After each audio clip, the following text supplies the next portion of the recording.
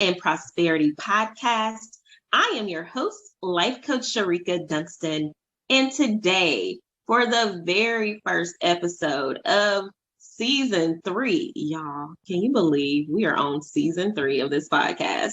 I have a very special guest, Nakala Ayala. How are you today? I am great. I am so excited for this new year and just some new energy. Yes, energy. Yes. Mhm. 2022 is feeling different already, and I It was like it. it was feeling different yesterday. You know what I mean? I feel it. I feel like this is going to be a much better year no matter what happens. Yes, indeed. And I am agreeing with you. It's so funny. My son, I have a 4-year-old, and okay, he's a bit spoiled. He still co-sleeps with me. And he woke up laughing, and I was like, oh my gosh, yes, this is good. You're in a great mood. This is a great way to start the year. So yeah, it'll be a Oh, great year. that's great. They say like in some of our African American traditions from the South that a man should be the first person to enter your threshold on New Year's Day. And so like waking up to a smiling little boy, I feel like that's good. It's a good sign. It's a good omen. Yes, yes, I agree. So, enough about me and my sweet child. We are here to talk about purpose. And my listeners know that purpose is like my favorite thing to talk about. But I love getting other people's perspectives about purpose because purpose means something different to each and every person. What does purpose mean to you, Nakala? So, yeah, so for me, purpose is kind of twofold. Like I think of it in two different ways. I think of my purpose as a human on the planet or our purposes individually. I also think as the purpose of our movements, the purpose of the things that we do, right? And in regards to both of them, I look at another two things, meaning and usefulness, right? So, like, as a person, what does it mean that I'm here on the planet at this time, in this body, in this family, with these set of practices, and that I was born, in Seattle, Washington, traditional territory of the Duwamish people and the Coast Salish people, right? What does it mean? What do all of those things mean? And then depending on my meaning, how useful am I being in service of that meaning, right? And when you don't have those things, you're like, what's the point? Like there's no point, there's no meaning, and there's no usefulness. Like there's nothing. And that's what leads people into depression, myself included, right? When I get to places in life where I feel like there's not a meaning for getting out of bed or that I haven't been useful in serving the meaning that I've created in life, right? Um, and then when it comes to the movements that we make, things like making our bed or keeping our home functional, the work that we show up to do in the world or otherwise, if we've assigned the meaning that it sucks or that I don't wanna, you know, the likelihood that you're going to be useful in service of that meaning is greatly diminished, right? But if you say, wow, like I had a spiritual teacher who said that cleaning their home was an act of love and service to their family. And so that was the thing that inspired them. And it was a joy for them. They played music and they really were in the flow of keeping their home orderly. And it's so much more loving than I gotta do this mess right now, or I gotta clean up after this person, or I gotta clean up after myself. I don't wanna, right? And so, it's just purpose is essential for everything. Everything has a job. And if it doesn't, it's important for us to assign a meaning that is helpful and loving and kind and just walk it out. I love that. I love that so much. And I wanted you to share what purpose means to you before I even had you to formally introduce yourself, Right? because I wanted to draw people in, right?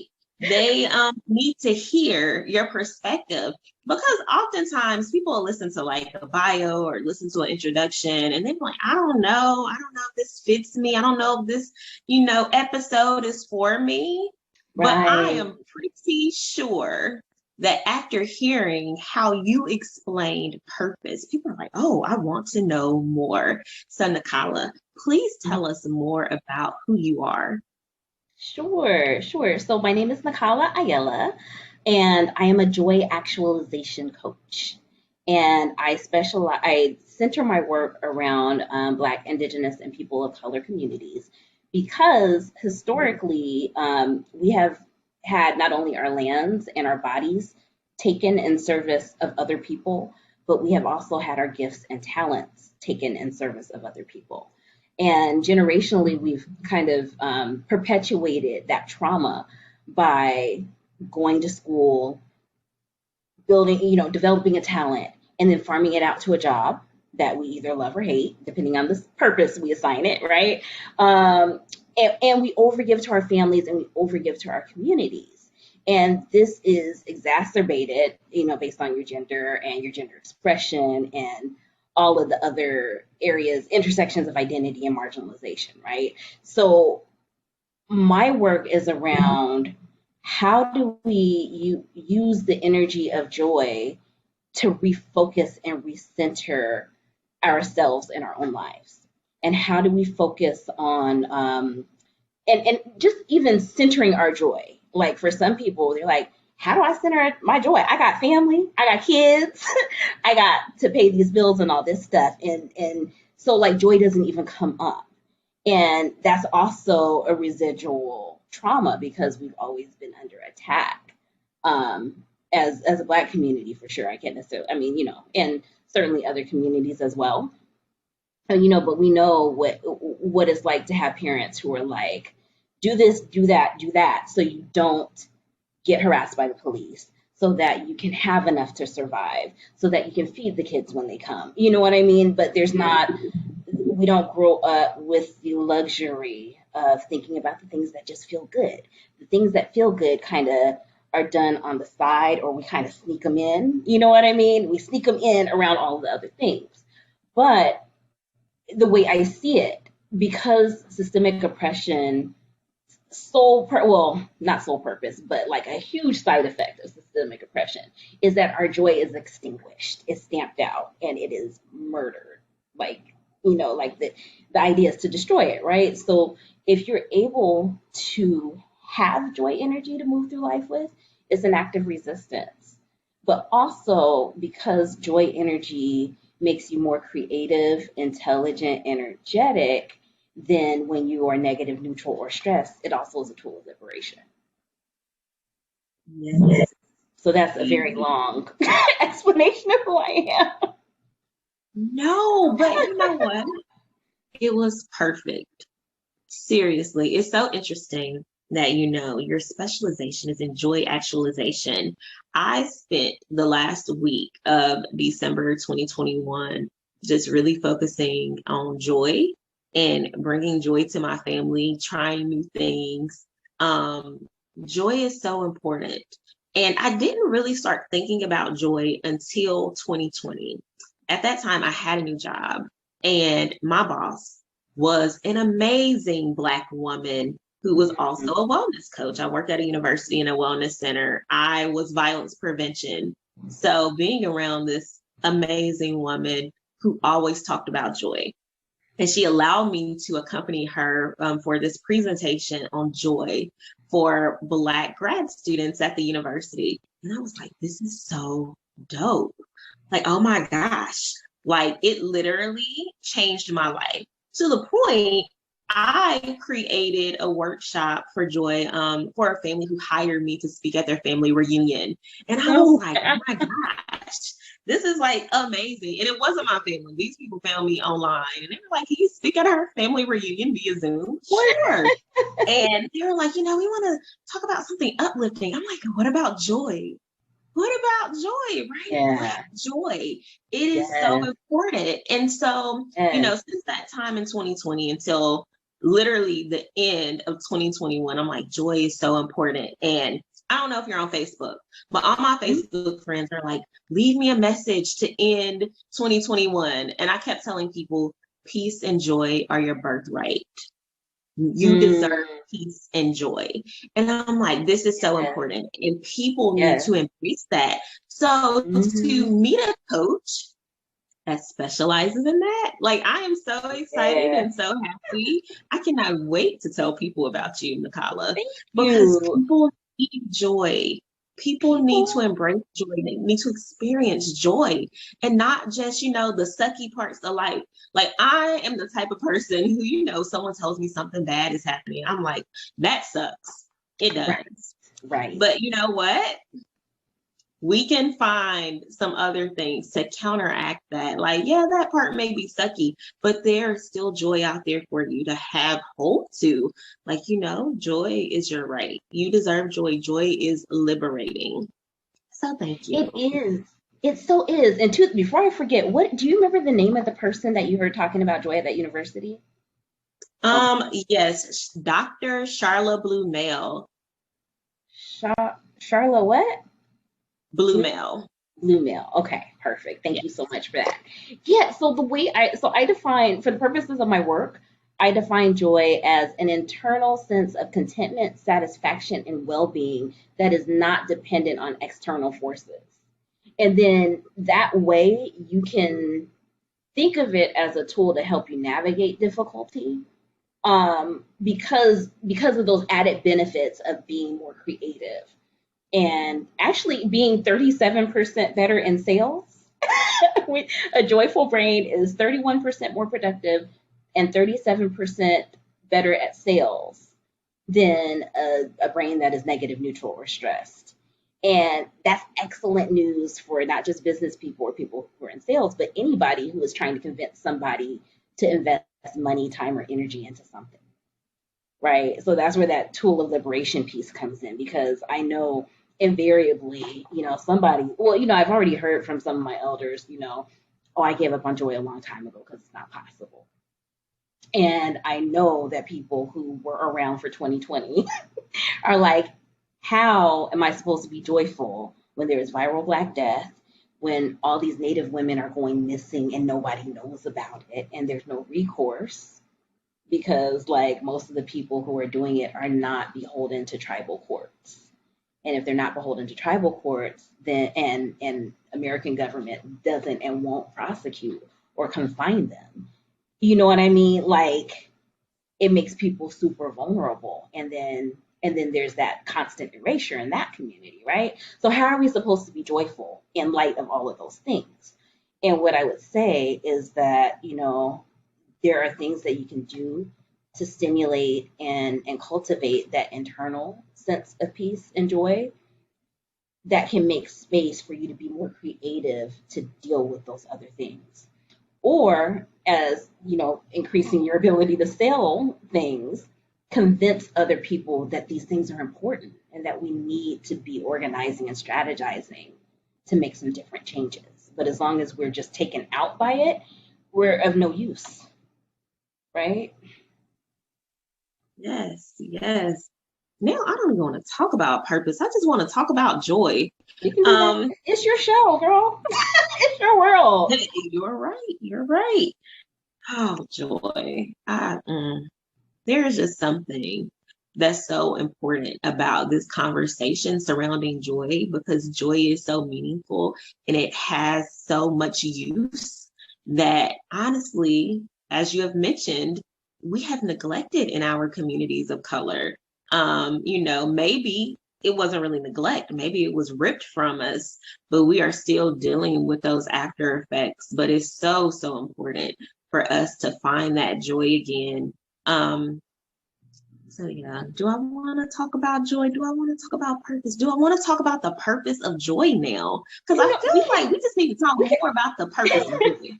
we can do all of that. I can also talk to you about how I got more clear about my purpose. Um, and that was that. So I did massage therapy for 13 years prior to the pandemic. And like I was telling you before we started, when the pandemic hit, and I was like, I don't want to do that. I don't want to touch nobody. I don't want nobody touching me.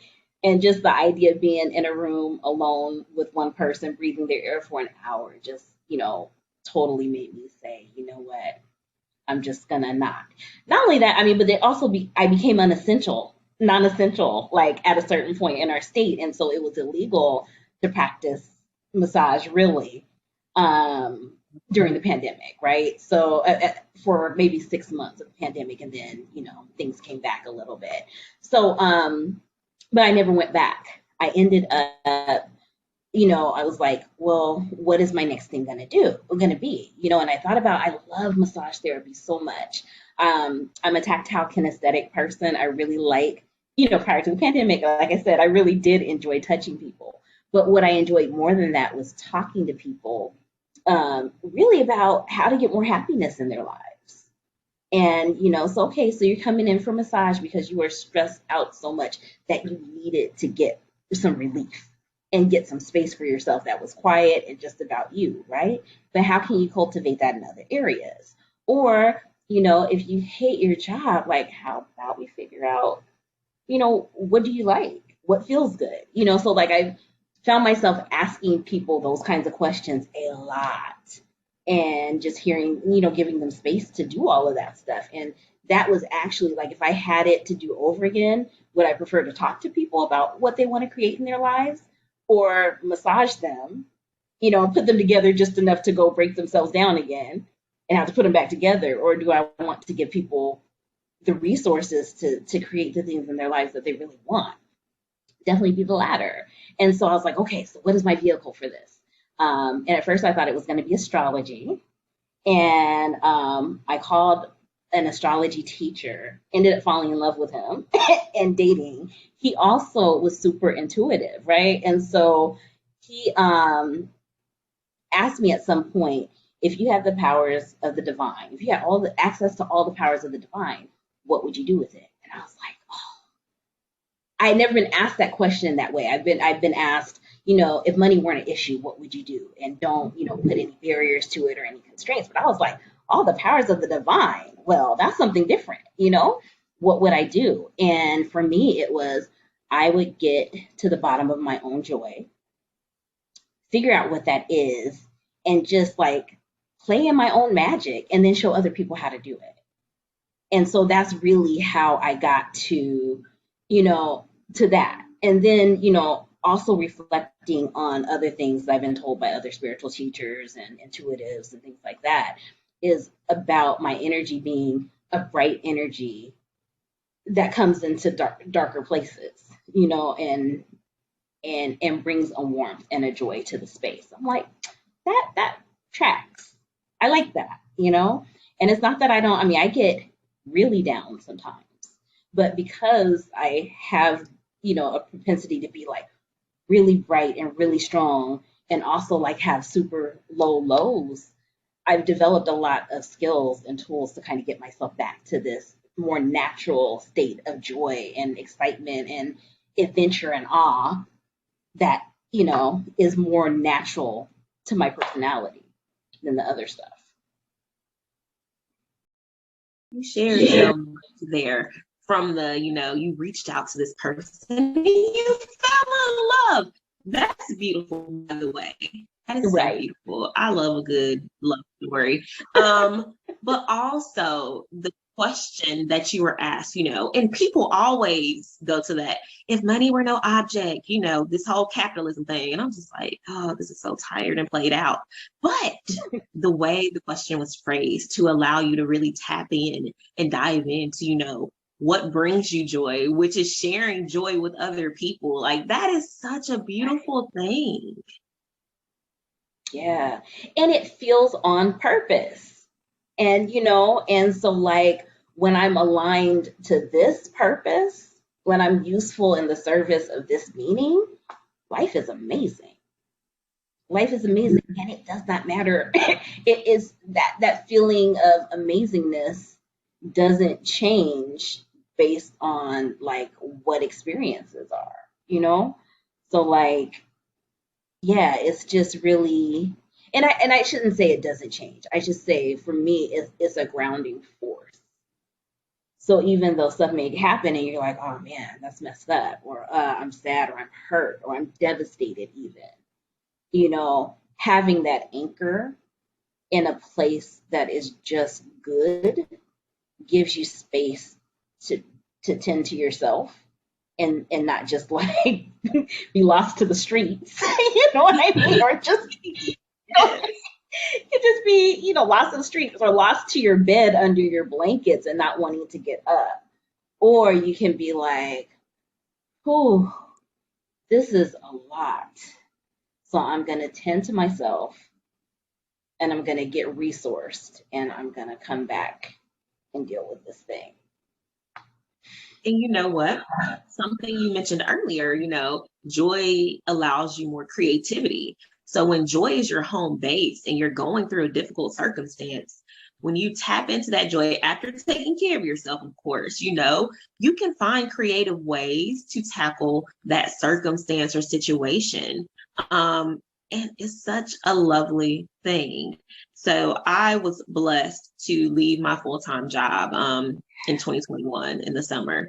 And I have experienced so much joy as a result of just being able to be around my family. Like I mentioned, my son, who has my heart, that's my little rainbow baby. But I also have a daughter, and she is pure sunshine. And, having the opportunity to spend so much time with them and to be in their presence and to, not think about work meetings unless it's literally for my business and I only work certain hours, or, not having to take a day off work and put in PTO so that we can go have fun. It's like, we can just have fun. This is beautiful. This is so peaceful.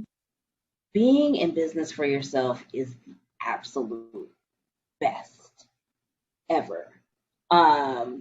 At least, that's my experience of it. But like that piece, that freedom piece of being able to be like, you know what? So I have a girlfriend that's really into hot tub boating right now. So like we have these like hot tubs that float and and they have like a little joystick and you can just kind of maneuver it or whatever. And I've been wanting to do this myself, but like she gets so happy and it's like, okay, when do we want to do it? Do we want to do it in the middle of the day? Yeah, let's go. You know what I mean? Just like having the freedom to do that, but also, the ability to handle business and take care of your bills and your snacks and all that stuff. Yes, it's such a beautiful thing, on the whole idea of joy. My son had his first visit to the zoo this week Okay. on a random Tuesday. And, it made me so happy. For one, I'm like a big kid at the zoo, and we have like a natural habitat zoo, the biggest natural habitat zoo in the world in North Carolina. Yes. So it's like beautiful because the animals are like at peace. They look happy. They don't look just caged in. They're literally roaming these hills and, the red clay of North Carolina. And it's so peaceful. And I was just like, oh my gosh, I'm about to cry. Like, I'm so happy. And I told my homegirl, I was like, girl, I'm so happy. I just saw this giraffe. And she was like, Sharika, I'm like, but you don't understand. Like, it's a Tuesday. I would be at work on a Tuesday. I would not be spending my afternoon looking at giraffes with my little boy who's like, I just want to see an elephant. Like, this is so much bigger than being at the zoo, right? It's so much bigger than that. It's having this experience that makes you so happy that literally it wants to bring you to tears. But there's so much joy in that, but also so much peace. You mentioned a lot about the days where you don't feel like getting out of bed. You just want to basically put the covers over your head because of, maybe depression or intense sadness, or maybe it's anxiety. For me, being at somebody's job, even when, I'm on Zoom, like I remember all the anxiety. I spend all day, well, not all day. I spend half a day on Zoom in my business. I don't get the same anxiety. My heart is not racing as it did before when I was working for someone else. And I'm not saying everybody needs to quit their job and experience joy, but I do feel like if you can experience joy at your job, do it. Find ways to experience that joy. But if it is impacting you, your emotional health and your mental health, you might have to find other ways to find that joy, right? Right. So important. So the question I want to ask you, Nikala, Mhm. what strategies can our listeners use to find more joy in their lives? Oh, yeah. So the first thing I like for people to do is just make a list of things that feel good, right? And so, yeah, just do it. Can you give me 5 things that feel good to you, Sharika? Yes, I can. You want me to do it? Yeah. For Yeah, do real? it. Okay. Do it. Do it. What And feels like good to me? feel and just and like think about how it feels when you think of the thing. Okay. So go ahead. Like 5 things. Okay. So being outside in the sunshine makes me extremely happy.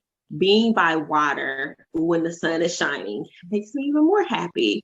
Hearing my children laugh, feel that's like the best feeling in the world to me. Um, 90s R&B and neo soul, like just hearing it like feels like love, like black love. I don't know, it's beautiful. And just like being wrapped in my husband's arms, best feelings in the world. So like how do you feel when you just even list those things? Because you smile the whole time. Yes, I feel so happy in my heart. Like my heart feels light, and I'm really into like sensations and how things feel in my belly, right? How things feel in my chest. Yeah. And I just feel so light in my chest area, like and happy. Like I can float on a cloud. And that was just from listing it. So when I was in college, my medical anthropology teacher asked me to write out 25 things that felt good. And I could not believe how different my body felt just listing those things, right? So what that tells you is that you can change your state in a matter of 10 seconds by just thinking about things that feel good. In that 10 seconds of thinking of something, returning back to the thing that feels good, that the thought of the thing that feels good can give you space to do the other stuff that you need to do, right? So that's one of the things, thinking about those things. Another thing is really thinking about who's on your team. So I think about your magical flock of unicorns. And your magical flock of unicorns are people who um, who add to that feeling. So now that you've made your list and you know what joy feels like in your body, who sparks that feeling more often than not that is in your life? And spending more time with other people, with those people who fill you up and whose energy is just a good match for you and you bounce back and forth off of each other and it just build that good feeling. That's another way to cultivate it. Um,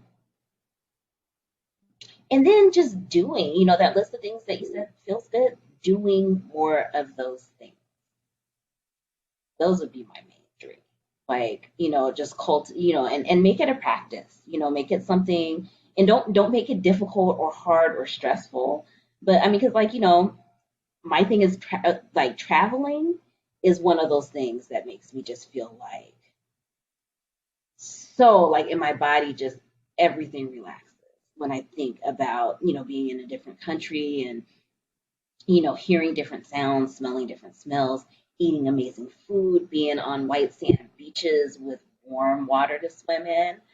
We have a lot of water here. It is not warm to swim in. It's very beautiful to look at, but it's not warm to get in. But just like the sun on your skin, the breeze, off of the ocean, the different music, the different foods. I've traveled a lot in the Caribbean, but also like in Africa and South and Central, not South America, but Central America. Um, Feels really good. Can't do it right now, or I choose not to because of the pandemic, right? Um, but there are other things that feel just that good. Or I can break out pictures of times that I've been in those places and remember the people that I met and or maybe, hit one of them up on WhatsApp and be like, "Yo, what's up?" Um, yeah, there's lots of ways, but I think, one of the bigger ones is really tapping into what does it feel like in your body and finding more things that give you that experience. Thank you so much for sharing that. I'm over here just smiling. I always tell people I'm not a really smiley person, like in person, but when I have these interactions with people, I'm just like, oh my gosh, this is amazing. I'm so happy I met you. Even You if it's via Zoom, even if it's virtually, like, oh my gosh, this is well, amazing. well, I appreciate you creating the community where I could find you and be like, yes, yes, I want to have a conversation with you. I mean, it's been really great being able to connect with other Black life coaches and and just see what people are up to. Because I think that's the other thing that I really enjoy about my work specifically is hearing what makes people happy and the genius that they're coming with and helping them get it out of their brain and into the world as a coach. I mean, it's so good. So it's just a really beautiful space to be in. Thank you for curating that. Oh, you're welcome. And I tell people all the time, creating that space has brought me so much joy. I was seeking, a family of Black life coaches that I never had. I went through life coaching school with a couple Black folks. They're amazing. I'm still in touch with a Yeah. couple of them. But having a community of over 2,000 Black life coaches is one of the best feelings in the world, especially when our focus is on collaboration and networking and supporting each other Yeah. and not competition. Now I'm like, Yeah. this is a space where we don't compete with each other. Like literally, we have fun together, we chat together, we make money together, we Right. help one another. And sometimes there's no money involved. It's literally people helping people, and people that look like them and that do the same things. Like we do the same stuff and Right. it's all good. Like, Right. We do same stuff and we hear the same stuff. Like, what? What's coaching? yes, What is that thing? So, yeah, so real. So real. yes. So, Nakala, Yes. Coach Nakala, how can people reach you? How can they find out more about you? Do you have a website, social media presence? Sure do. So my website is www.joyfulpractices.info. Joyfulpractices.info is my website. You can reach me directly at joycoachnakala at gmail.com. And then I'm also on Facebook and I should spell my name too. So I'm on Facebook and Instagram, and you can just look up Nakala, Nacala, last name Ayele, Ayala.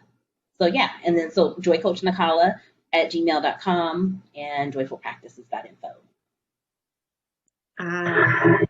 So much. And I will include your website, joyfulpractices.info, when this airs. Okay. I am so happy that you were able to, stop by the show.